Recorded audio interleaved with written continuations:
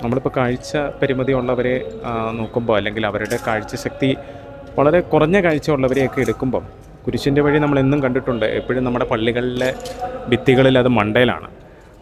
എന്നാൽ അത് എന്തുകൊണ്ട് നമുക്ക് അവർക്ക് സ്പർശനമാവുന്ന രീതിയിൽ താഴെയോട്ട് എത്തിക്കുകയും അത് മാത്രമല്ല അവർക്ക് മനസ്സിലാവുന്ന രീതിയിൽ അതിനെ എങ്ങനെ നമുക്ക് കൺവേർട്ടാക്കി എടുക്കാൻ പറ്റുമെന്നുള്ള ഒരു ചിന്താശേഷിയിൽ നിന്ന് ഉരുത്തിരിഞ്ഞതാണ് കുരിശിൻ്റെ വഴിയുടെ ടാക്റ്റൈൽ കുരിശിൻ്റെ വഴി എന്ന് വേണേൽ നമുക്ക് ഇംഗ്ലീഷിൽ പറയാം അതിനെ.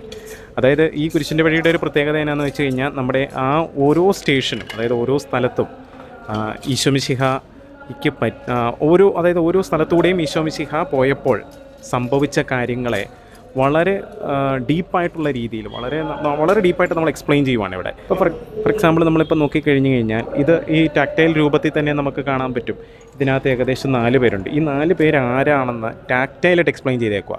അതായത് കണ്ണ് കാണാത്ത ഒരാൾ വന്ന് നമ്മളുടെ ഈ രൂപത്തിൽ കൂടെ കൈ തൊടുമ്പോൾ ഇവിടെ താഴെ അത് ആരാണെന്ന് മാർക്ക് ചെയ്യാനായിട്ടുള്ള ഒരു ടാക്റ്റൈൽ മെഷറും കൂടെ കൊടുത്തിട്ടുണ്ട്. ഇപ്പോൾ താഴെ നമുക്ക് കാണാം, ഇത് ഈശോ, ഇത് റോമൻ പടയാളി, ഇതൊരു കുട്ടി, ഇതൊരു വുമൺ അല്ലെങ്കിൽ ഒരു അമ്മ, അല്ലേ? ഇവിടെ ഉണ്ടായിരുന്ന ആൾക്കാർ ആരൊക്കെയായിരുന്നു, എന്നിട്ട് ഈ സ്ഥലം എന്താണെന്നും അത് ബ്രെയിൽ രൂപേണ മനസ്സിലാവുന്ന രീതിയിൽ. കാരണം നമുക്കെല്ലാവർക്കും അറിയാം, ബ്രെയിലിലൂടെയാണ് കൂടുതൽ കമ്മ്യൂണിക്കേഷൻ അവർ പഠിക്കുന്നത്.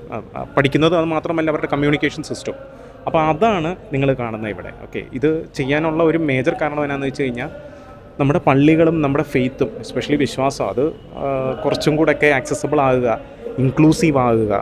അതുകൊണ്ടാണ് പുത്തൻപള്ളി തന്നെ സെലക്ട് ചെയ്യാൻ കാരണം. ഇതൊരു നമുക്കറിയാവുന്നത് പോലെ ഒരു തീർത്ഥാടന കേന്ദ്രം കൂടെയാണ്.